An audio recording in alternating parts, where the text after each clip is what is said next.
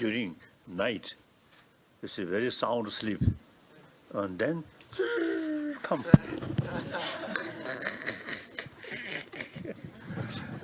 So then the way dedicate as a voice is utilize. You see this voice, something. So some sort of say serve or give some sort of pleasant. If my voice is used, oh, shout, then that sound, or say, bring some uncomfortable, isn't it? So that's the meaning of dedicate your voice, or dedicate to well-being of other. Then mainly mind.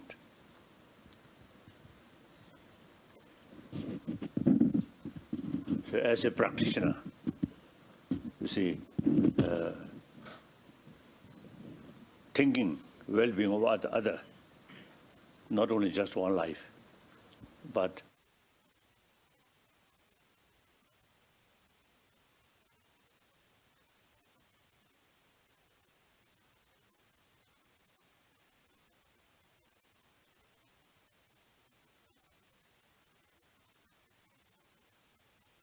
meditation, just training my mind. Then like this meeting, then opportunity to use my voice and show you smile. Do you think my smile is artificial smile or diplomatic smile?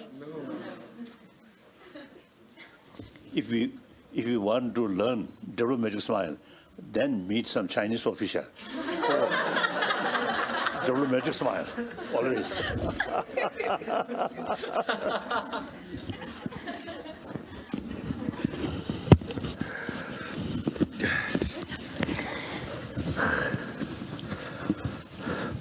So thank you. You bring this opportunity. Thank you. Thank you. Yes. So, Your Holiness, thank you so much for the conversation yesterday. We had a lot of opportunity to reflect further on that. I think everybody appreciated greatly that chance to have that exchange with you. We wanted to start this morning with a conversation about something that many of our youth leaders are very involved with, and that is at a time where there are historic levels of people pushed out of their homes by violence, 70 million people around the world right now. Many of our youth leaders come from countries that have been either the source of refugees or the recipients or both. And many of our young leaders have dedicated their service to helping those people who have been displaced, who are refugees, who don't have homes anymore. And given that this is very much your experience as well, we wanted to start the conversation because they're all wrestling with these issues. And so if I could ask Gigi to start us off, let me hand it over to Gigi, thank you. And remember to remind His Holiness your name and where you're from. Okay. Good morning, Your Holiness. My name is Janina, but you can call me Gigi, and I'm from Venezuela. I want to start saying that meeting you today has been one of the greatest honors of my entire life, so thank you so much for this opportunity. I want to share my story with you, and it's a story that starts with oppression. I used to wake up every day in the morning in Venezuela, not to go to meditate or go to school, just to go and trying to find food for my family. That's the time that you need to wake up if you want to go in a line of 8-10 hours just to find chicken or rice. That's not good. Yeah. Yes.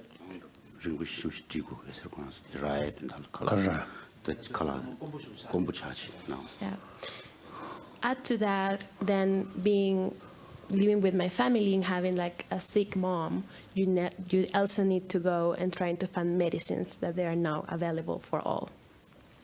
So this story and this kind of like oppression for the government to try to oppress our individual freedom, it brings inside of me a passion to fight for freedom of mind in my country.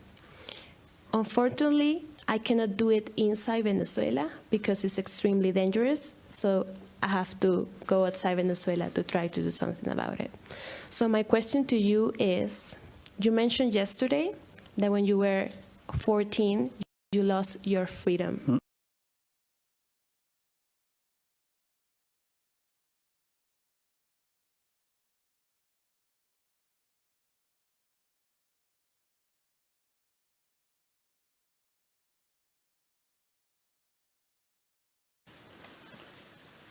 When the common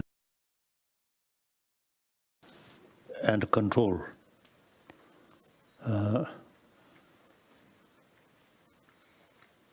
at the beginning,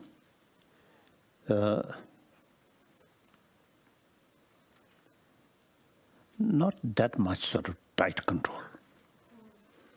Then 54, I went to Peking to participate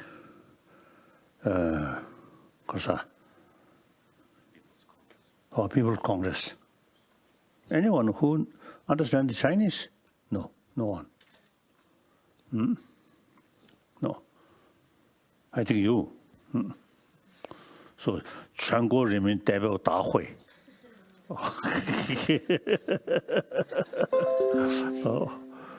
See, then that is 1954. About 5 months I spent in Peking. So during that period, I met a number of times Mao Zedong, Chairman Mao Zedong. So he never showed some kind of, how to say, because of high leader or something. You see, acting like old farmer, and of course, great revolutionary. So then, gradually, I developed respect. Chairman Mao Zedong. And then also, you see, at that time, I met a number of party leaders. When we sit together with party leader, Communist Party, in different places, among them, non-party members, some sort of high, because the head of the province or city like that. But then these people, you see, when we met, you see, as I mentioned earlier, artificial smile. And you see, we talk, I remember, I think one place, I think Nanjing or something, the mayor, non-political, non-communist party member. So we discuss, summer, rain, winter, snow. No meaning. Just you see the difficult because of the past time like that. When I met party member, we discuss the problem immediately.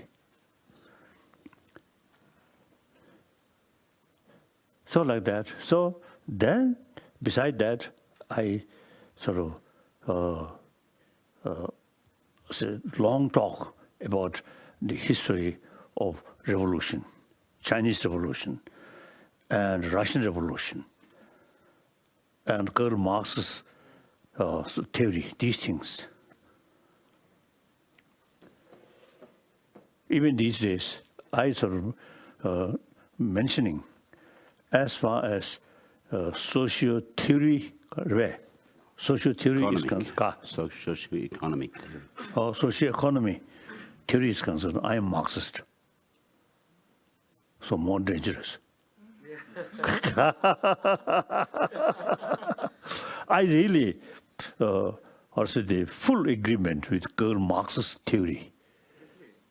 At that time, you see, industrialization, revolution, industry in Europe start. Too much exploitation, worker.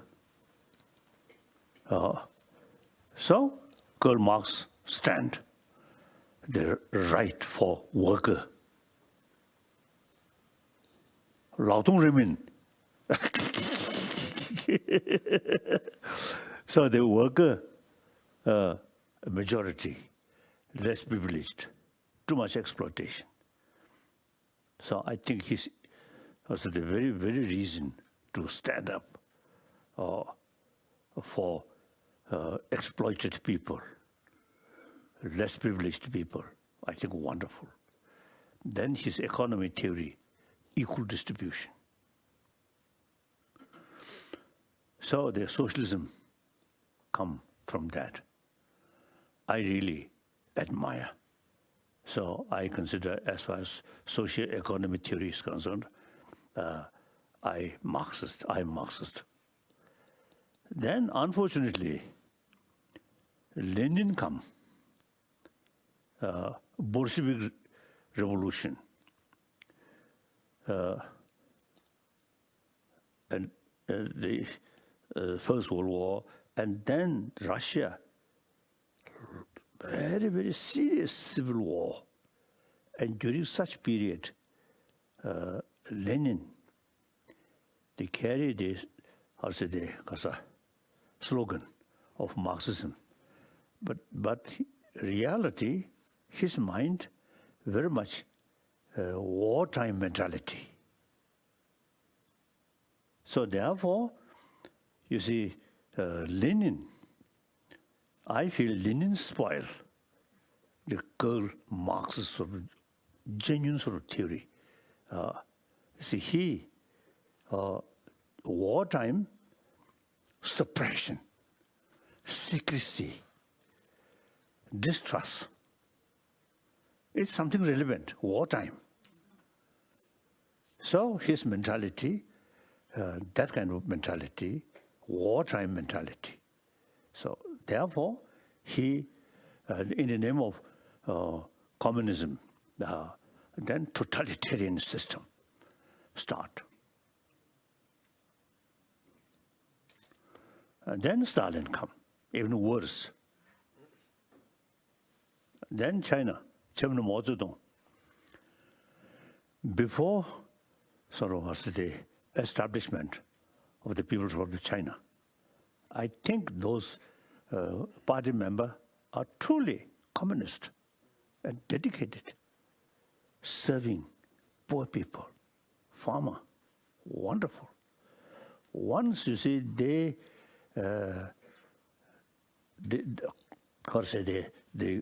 People's Republic of China established, then these party members, including Chairman Mao Zedong himself, got power. Then I think they consider power is more important than this pure ideology, I feel. Then it's very clear, the Kazakh Revolution, very clear. Use the nice word, but actually only their power. And Liu Shaoqi start more realistic way. But then, Chairman Mao Zedong, you see, they topple him. Then like Pan Duhai, defense minister, I know him, I met him few occasions. Seems to be very honest, very truthful. But he also, you see, dismiss. Then Lin Biao, Chairman Mao's, because of personal, handpicked way. Handpicked. Handpicked. Handpicked. Oh. But then, eventually, you see, he escaped from China to Russia, Soviet Union. Then China sent some military jet and shoot. So then, like Liu Shaoqi and Pan Dehui and many other, I know, these more sort of frank, straightforward and frank, and then you see honest. Most of these people dismiss. Zhou Enlai survived. Zhou Enlai, when we met, too much artificial smile. And then his eye, very smart. Very clever, very cunning. He survived.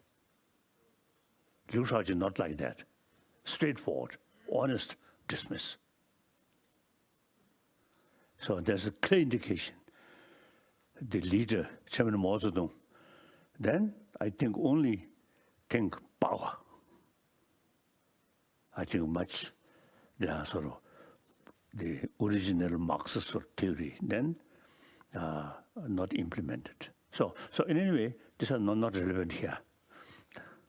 So therefore, when I was, so 54, I went to China, and then 55, I returned.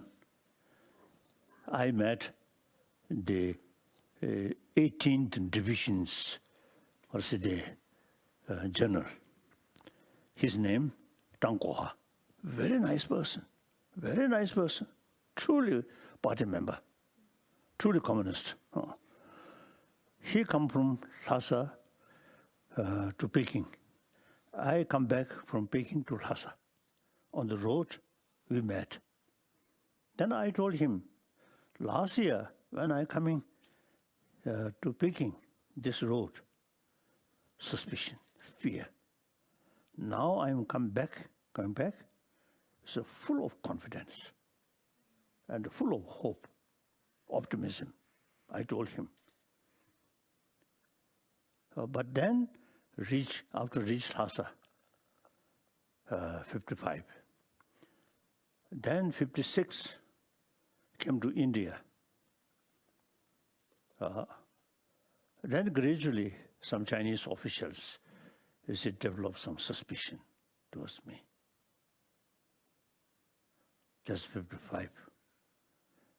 56.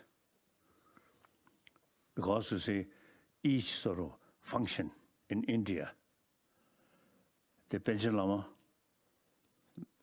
and myself, make some speech. And Panchen Lama, much sort of emphasis about India's relation with China, like that. I not much mention these things, but historical sort of ties, India and Tibet. So then the Chinese official, of course, always with me, so begin to suspect me. So long history like that. Then 56, reform started in eastern part of Tibet. According their own way of reform. In China proper, the landlord, ruthless, no mercy, no compassion. So the people is very much against. But in Tibet case, landlord and the people, of course, the feudal system, but there is this sort of feeling of compassion. The landlord also, you see, taking care about the labor like that, or slave like that. So one clear sort of indication during class struggle, I think 56, and no, mainly I think 59, after 59, class struggle take place. Then a slave, laborer, you see, they bring information to their landlord. Now, tomorrow, you get some a class struggle. Then some of them, you see, escape. Eventually reach India.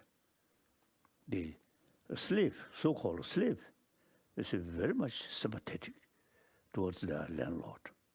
That kind of situation. So when Chinese communists, you see, start reform with that kind of expectation, once reform start, the slave or farmer may revolt. That did not happen. And instead, you see, the people feel very uncomfortable. Then revolt started. Firstly, in eastern part of Tibet. That was 1956. Then, 57, northeast Tibet, Amdo area. Then, quite a number of people come from this area to Lhasa. And we got sort of serious information, what they happen in their own place.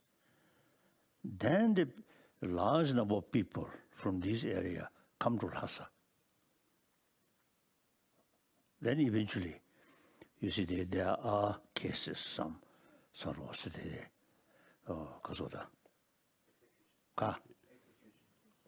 execution against or protest. So that led 1959 10th March crisis. At that time, the Chinese military authority, they sent me invitation to visit their own military headquarters. They say some troops somewhere. Troop artists. Some artists used to reach there. So they want me to participate there. So I decided to go there. 10th March, actually. Then you see people in Lhasa, very much suspicion. Because 1957, 56, 58, in Amdo area, as well as Kham area, you see many high lamas or leaders, you see with invitation, when they reach there, arrest.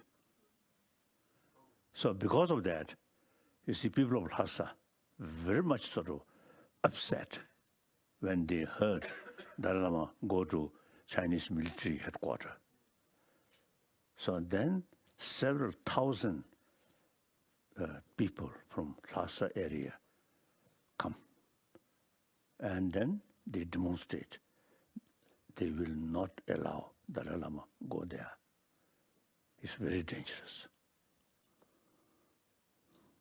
Then, after 10th March, I think I mentioned it yesterday also, not mentioned. No? Then, you see 10th March, there are a lot of people come at the summer palace. All doors, the Tibetan remain there. You see, any person come and go, they always check like that. Great suspicion. Then I try, to cool down the situation. One side, Tibetan side. I asked them, no need, large number of people stationed here, no need. Some representative can remain Nobulinga or my place. But they won't listen. They determined, full suspicion, like that. And then, other side, I wrote Chinese general. So try to keep cool, try to cool down situation. I think the 3 letters I sent to Chinese authority. Then one message through one Tibetan high official. So the message mentioned where in Nublinga, which place you live should make mark.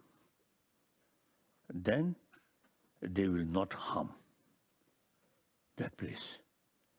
So now either way, once they know the very area where I live, once they know that protect or target, isn't it? So that around, I think, 10th, about 16th March. And then meantime, since 10th March, every night, Chinese troop movement. This is start. And then also from Potala, directly in southern sort of place, there is one Chinese military camp, mainly artillery. This is principal of the government college.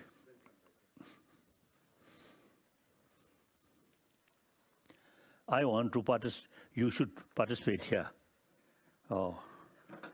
See, my vision, my thinking. It's in government college here.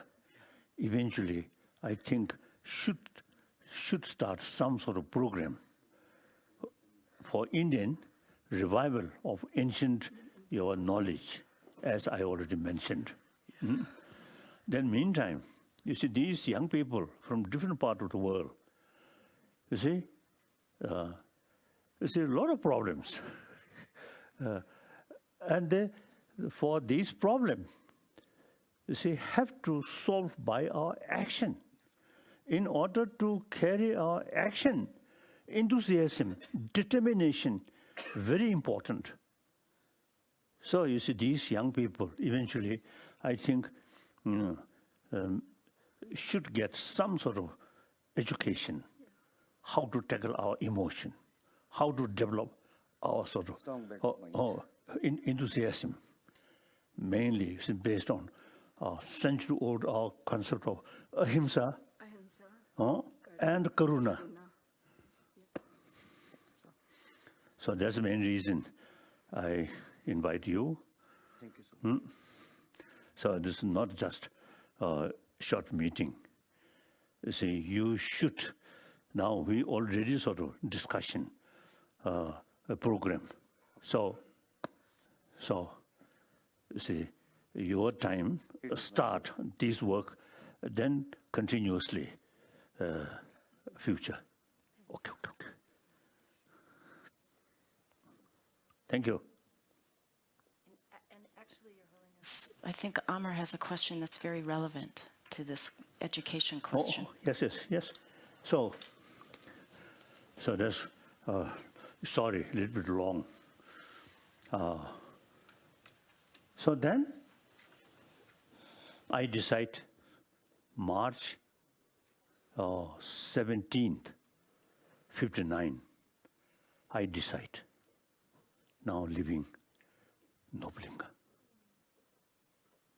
Because things are really very, very tense. The latest Chinese sort of message, as I mentioned earlier. So there is a real danger to kill me. So after I think 20th March, Chinese bombarded.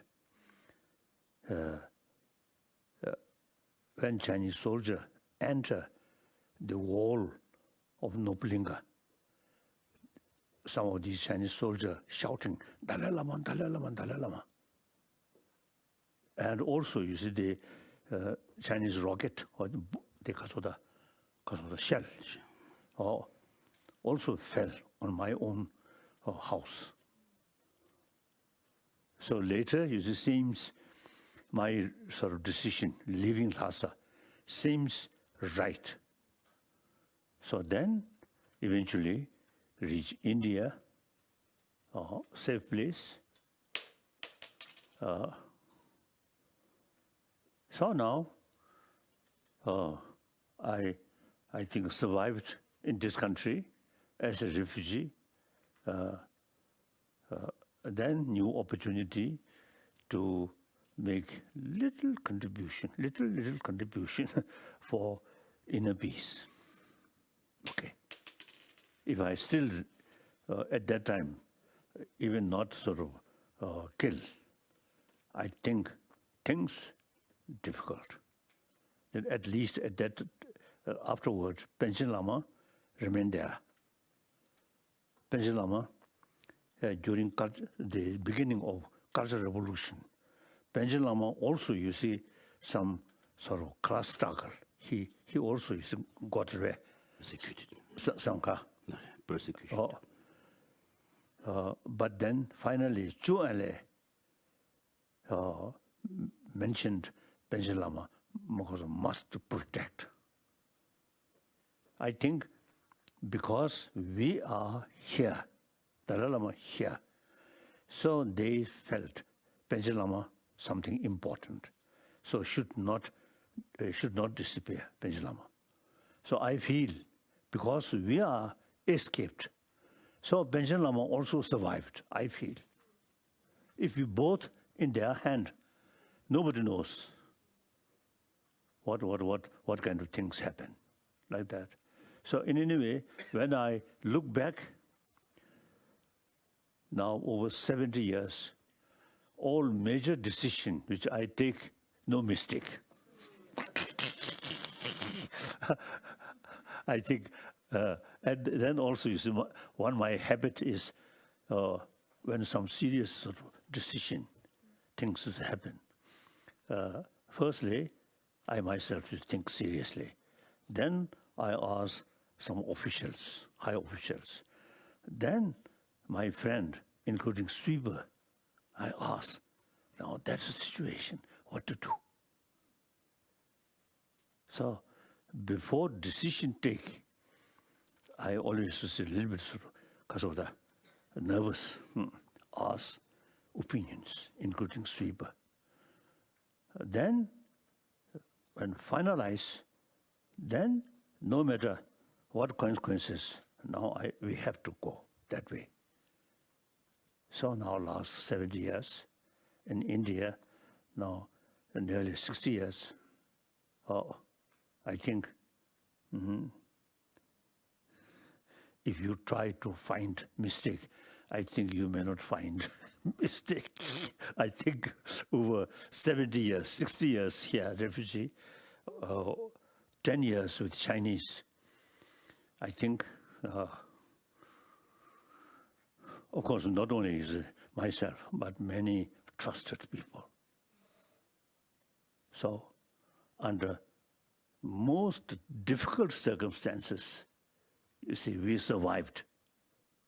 Not only survived, but you see, we carry, you see, also a certain sort of activities, long run, to humanity and Asian countries.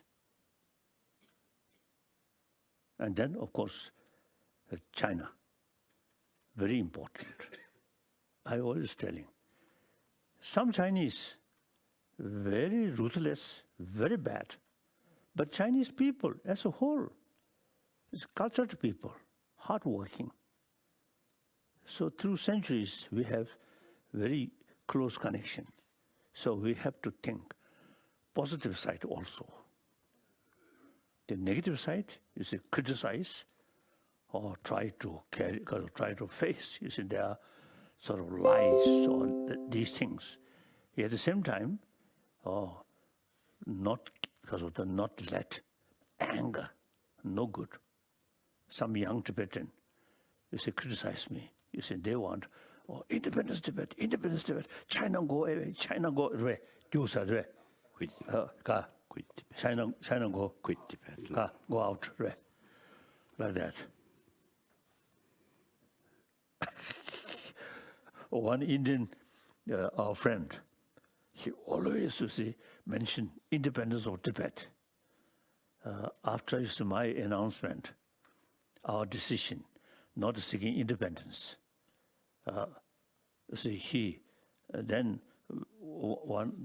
after that announcement, when I met him, his face very sad. Now you are no longer fight for independence of Tibet. So his nickname, we describe his nickname, right? We gave the nickname now. So we called him Rangzhen, which means independence. Like that. So some of our supporters also say the disagreement about our stand. But then more knowledgeable people, including Pandit Nehru, our stand, more realistic. Any sort of effort, unrealistic, eventually you get disaster, no matter how sincere motivation. I always telling Mr. Bush, President Bush, Iraq crisis, his motivation, I think very good, to bring democracy in Iraq.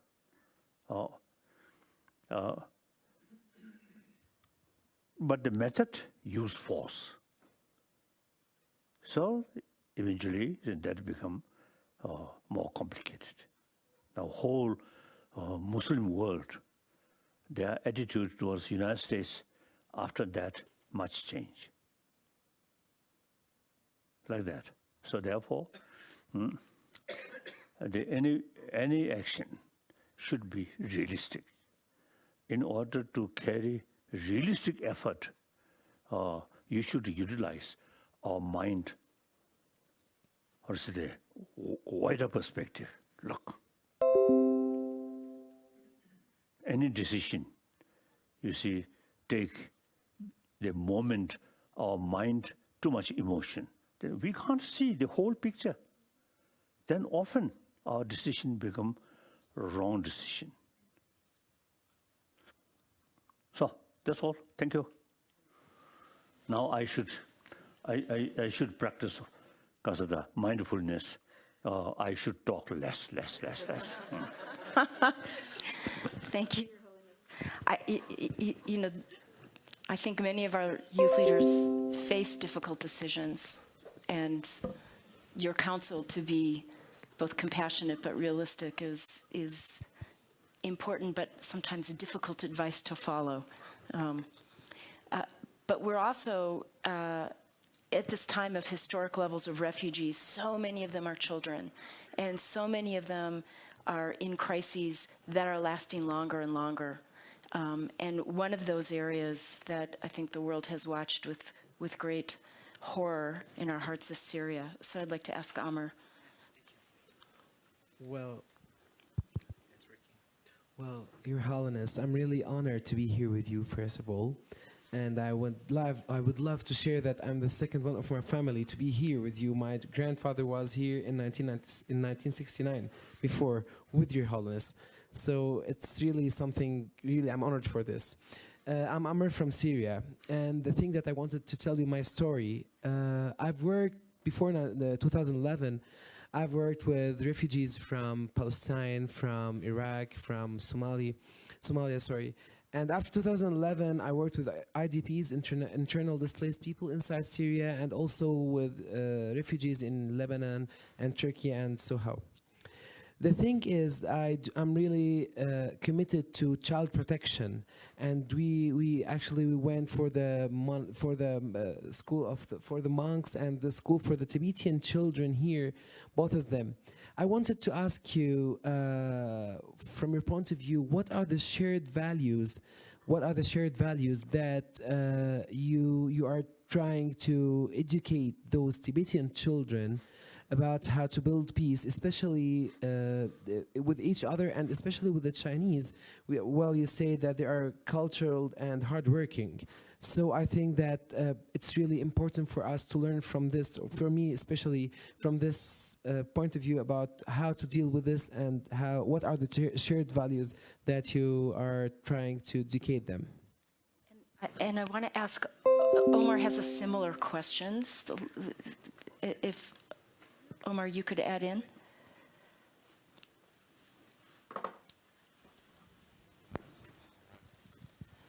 Okay, hello. I would like to say that I am delighted to be here with Your Holiness. My story started in 2011, in the beginning of our revolution.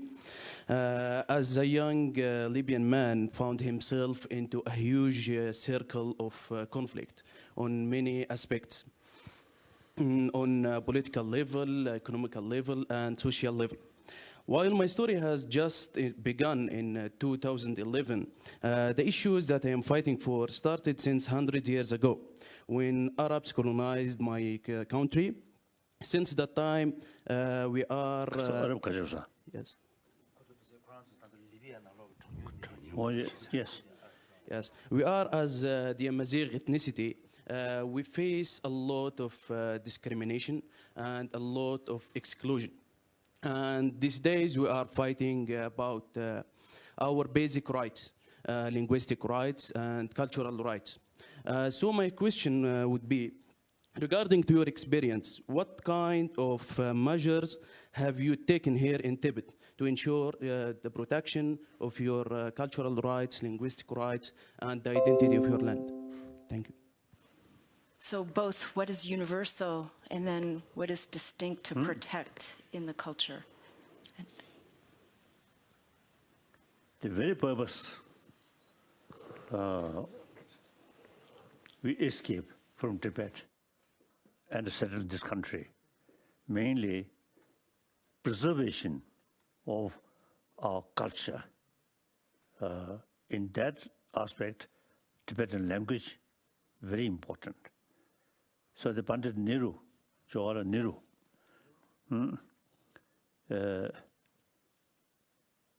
advised me. At that time, we,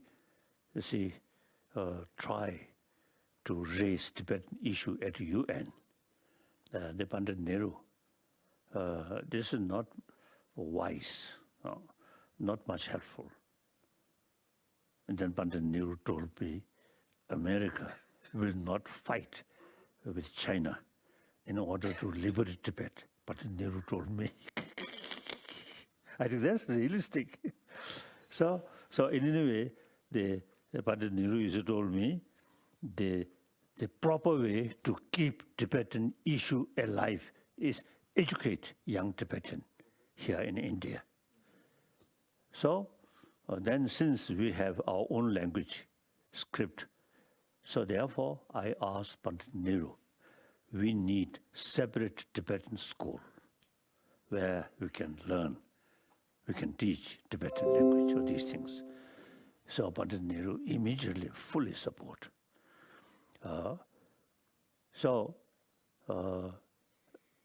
Mainly I think main method for preservation of your own identity, your own culture, education is key factor.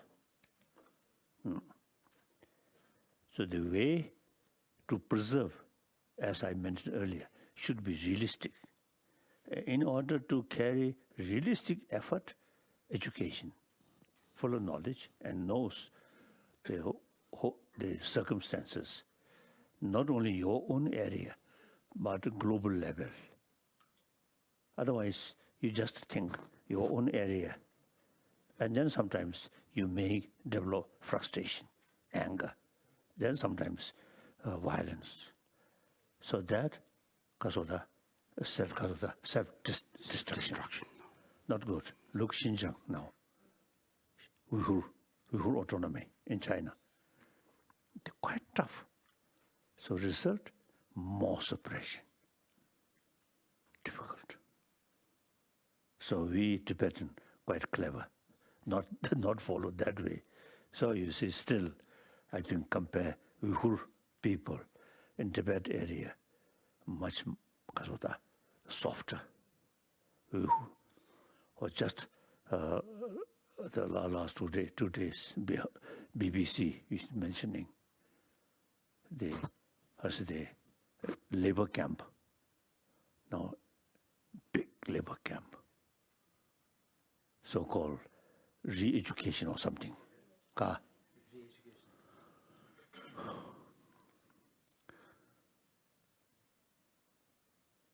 So actually, the Rabbi Kadir, Rabbi Kadir, the lady, when I first met in, I think, America, she really determined. She wanted independence of Uyghur people, and you see, she also, you see, very much to thinking violent way. Then I told her, according to our experience, the complete independence very difficult. So better, you see, trying to achieve meaningful autonomy. Already there, Uyghur autonomous region, Tibet autonomous region, Mongol autonomous region. So, you see, not independence or separation. Try to materialize all the right which mentioned in autonomy. Then, the violent method is totally wrong. Should be more peaceful way. Eventually, she fully agree with me. So at that time, the Chinese government criticized me. So I met because of my meeting with Rabbi Kadir. So in reality, I helped them. And I would just note that the U.S. Institute of Peace has a whole line of research that shows historically nonviolent action is far more successful in the long run. Right. Supporting you. Huh? Supporting your conviction. Thank you. That's realistic. And then our case is we only 6 or 7 million. Han, China, over 1.3, correct, 3 billion. In any way, you see the more than 1,000 millions. So therefore, 1,000 million, correct. Like that. Then,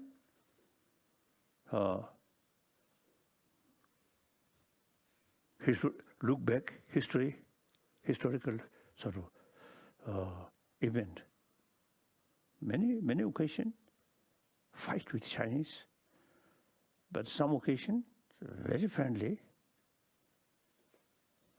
So they recently Doglam crisis, and near Sikkim. Some Indian media people asked me very seriously about that crisis. Then I told them, I don't think there's too much crisis. It's just small extent. Basically, I believe neither India nor China no ability to defeat other one. So, whether you like it or not, you have to live side by side. So China, a big nation. Better, you see some kind of mutual benefit, thinking mutual benefit. In our case now, large number of Buddhists there, now China. Now China, communist China, become the country where biggest Buddhist population. So many of these Chinese Buddhists, now they sort of follow Tibetan Buddhism. So therefore, You see, that's one advantage. Large number of Buddhists there. Like ancient time, we can help them. So the mutual benefit to us, China, rich country. So they can help to build Tibet, large area, but materially not much developed. So let them develop. Then, so in a way, the Chinese take care Tibetan physical comfort, and we take care Chinese mental comfort. So okay. I'd like to ask Gadi to come in because I think her question builds on the previous two about how do you balance the universal with the distinctive cultural imperatives. And let me turn it over to you for your question, Gadi. Good morning, Your Holiness. I'm Gharib from Libya, specifically from Tripoli. It's such a pleasure to be here with you today. My story is, by the end of the 2016, I decided to publish my own book, which demanding for the rights of the religious minorities in Libya. And after I published my book, participating with the 24 Libyan young writers in Libya, we facing many challenges to attack. Many of Libyans, they attacked us on social media, and many of readers, they consider the book doesn't matches our principles as a Libyan, Libya, because most of Libyans, they consider Libya as an Islamic country and for only Muslims. So after that, I decided to leave Libya and to leave Libya. So I faced many of the challenges to integrate with my new community. I mean the culture, language, and people. So my question is based on your experience. What's your advice for the refugees and displaced people to integrate more in their new communities and keep fighting for Libya even they are abroad? Thank you. 왜? 자, 비교한 아직도 창도 없이 찍두게 깜발에서는 처음에 That lady, you see, it looks very cold. So I think. Are you feeling cold? Very cold. I think. Oh.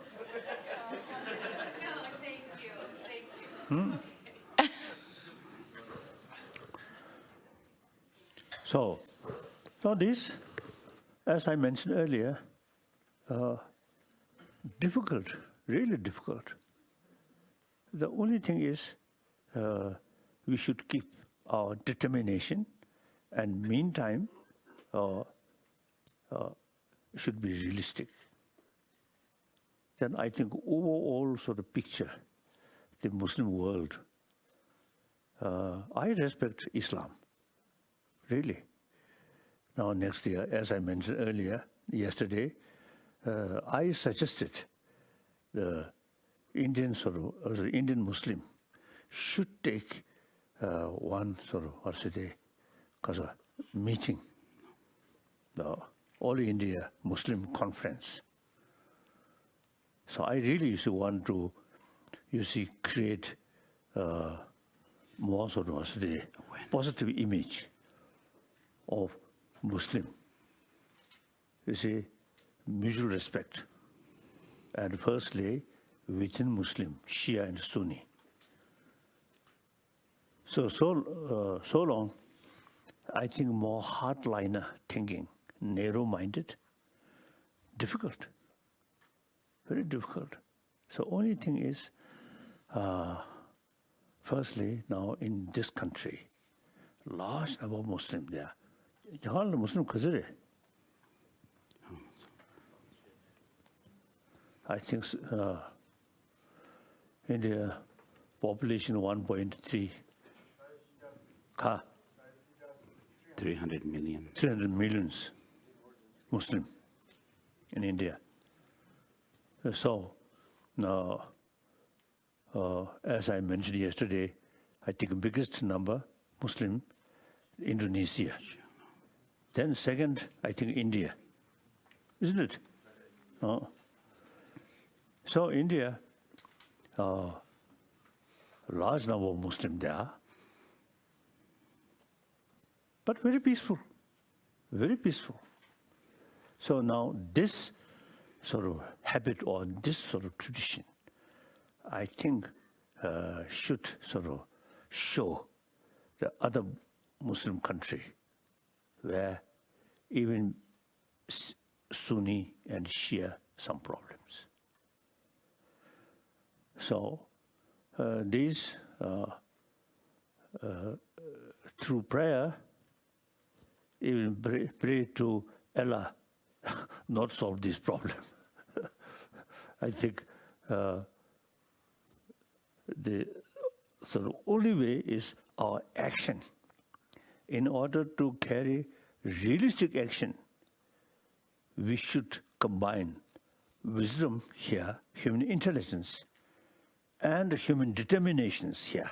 Combine these two things with vision, then we can, you see, we can change, but take time. But in your case, both cases, it's difficult. In Yemen,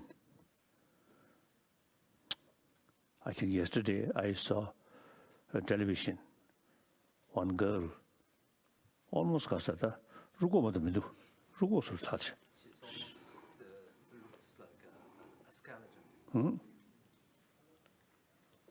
Due to lack of food and medication. Very sad, very sad. And similarly, in Syria and some other places, you see these difficult, I say,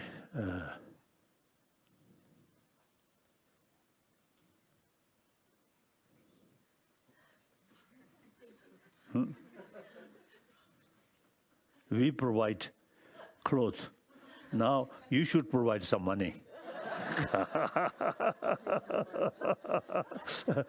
So therefore, things are not easy. I think very much related to these things, not to say because of the concern small pocket way, but overall sort of atmosphere in this country, quite difficult. But now big question is, can change? Yes, answer is 100% can change. Take time. So more patience, more determination, and the vision or wisdom, and then try to cooperate your friends, in this case Muslims, some other country where more liberal thinking. That's India, and some Muslim in Malaysia, I feel. Yeah. Your Holiness, you mentioned the situation in Yemen, another country that has experienced that level of difficulty and driven out millions of people is South Sudan. And Syria. And Syria. But I'd like to ask Lupai to jump in with his comments. All right, thank you. My name is Lupai from South Sudan. And just like Syria and many other Middle East countries, South Sudan has been in crisis for a while.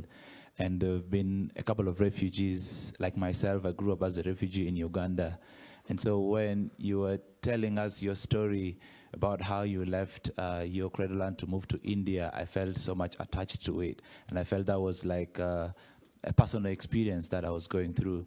So I'm so much interested in finding out, when you reached India, with all the people who had hopes in you and all the people who were looking up to you as their leader? What were those challenges that you guys faced, and how did you overcome? Because there are very many people in the refugee settlements in Uganda that are looking up to the programs that I initiate because of the hope that they have already lost, and they want to get that hope back. But then sometimes I get those challenges because I feel I'm facing the same problems as they are also facing. So now, in your situation, when you moved to India, what were those challenges you faced, and how did you overcome them as a people? And what is the hope for the Tibetans living here in India? If I could also ask Doa to jump in, because as we know, a huge percentage of people who are displaced are women. Refugees and internally. Your Holiness. It's Gorks. My name is Dua. I'm from Iraq, and it's a great pleasure to have you here today, answering our questions and advising us. So thank you. I will tell you a short story about Iraq. Once upon a time, we were a developed country, but war have marked our souls and destroyed our infrastructure. Many people were displaced from their homes, and most of them are children and women. What hurts me the most is that education became a luxury for many of these women, mainly in rural areas, and women are now considered to be inferior to men in many parts of Iraq. In the past 10 years of my social work, I have been defending their rights. So from your opinion, and I beg for your advice and wisdom, what is the role of a woman in a community and how to empower them? So thank you. This is my question. So leadership and women. I think firstly, Tibet case, I think relation Tibet and India, very special, unique relations. And as a matter of fact, when we reach India, emotionally, this is original home of our tradition, our spirit. So India, not alien, like that. Then Tibetan people, according to some Chinese archaeologists, so the judging how many years the human being established or settled in Tibet. Now, because it's a lot, 35,000 years. Very old. And then, Karacharve.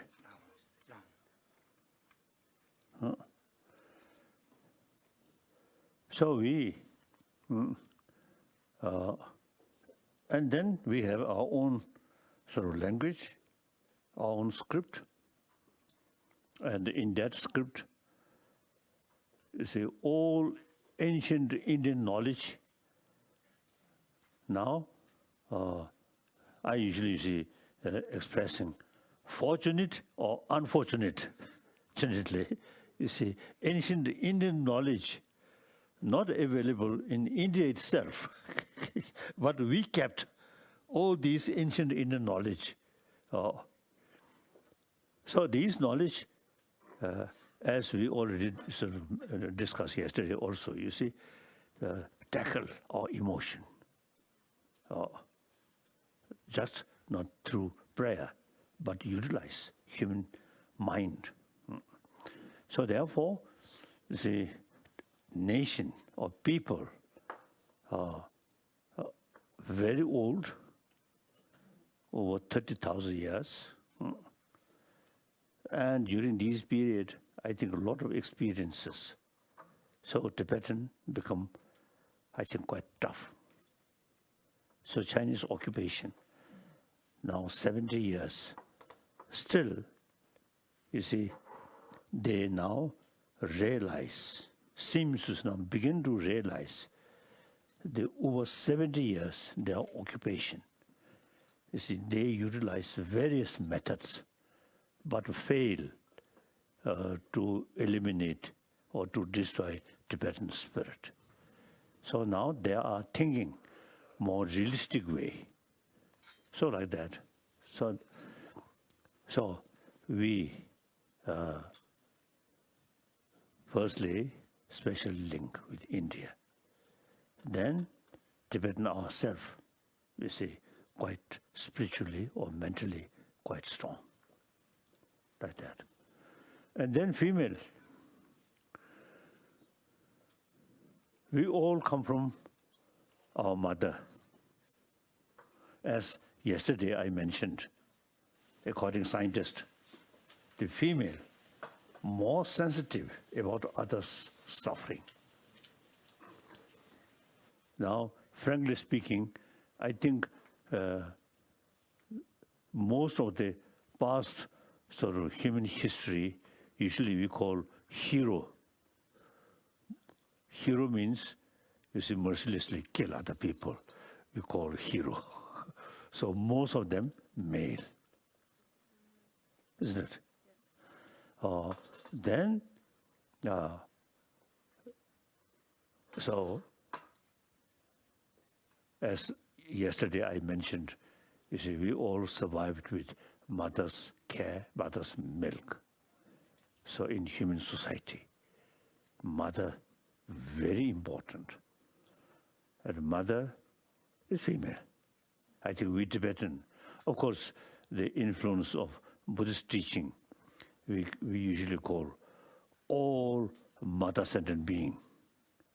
So entire sentient being consider as our own mother, mother sentient being.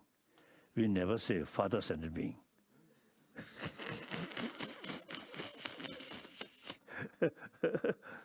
So therefore, the female are more compassionate.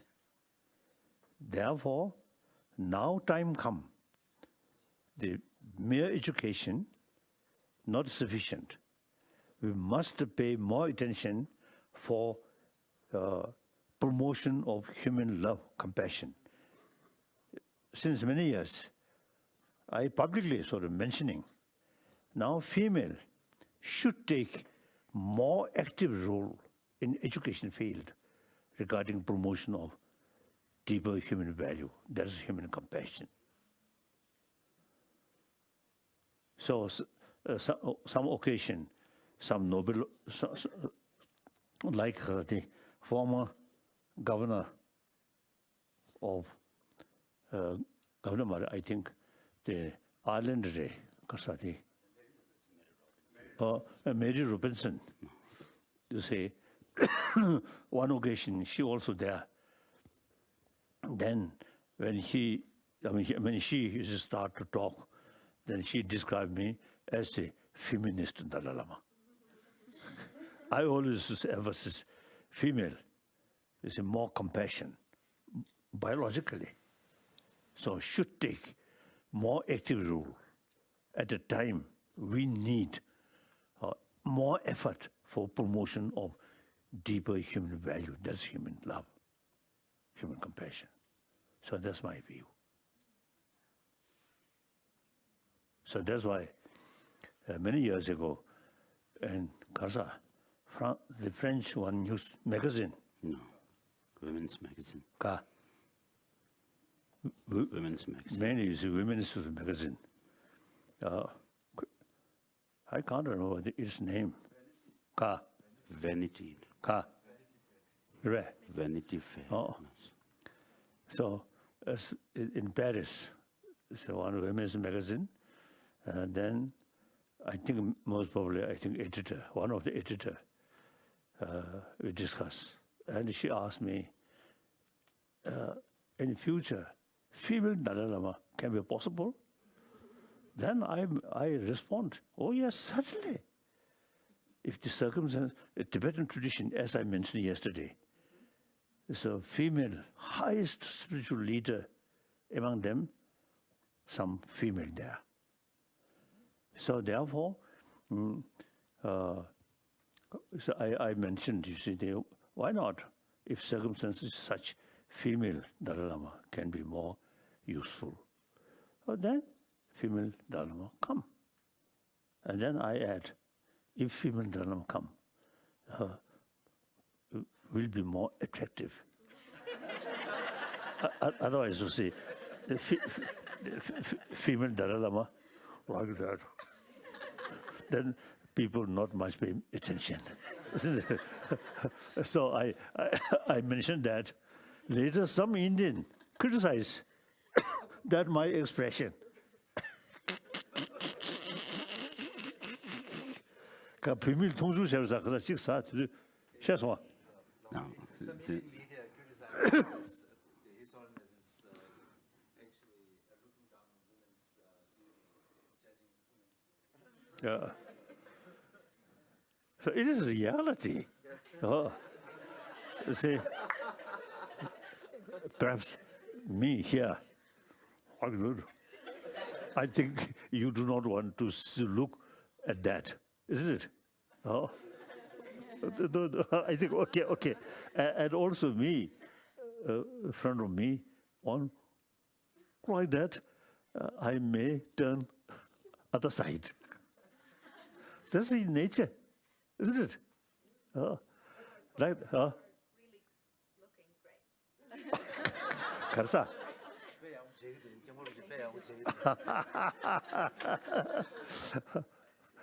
The other day, I think last year, of course, wherever I sort of stay, the Indian police always there, 24 hours.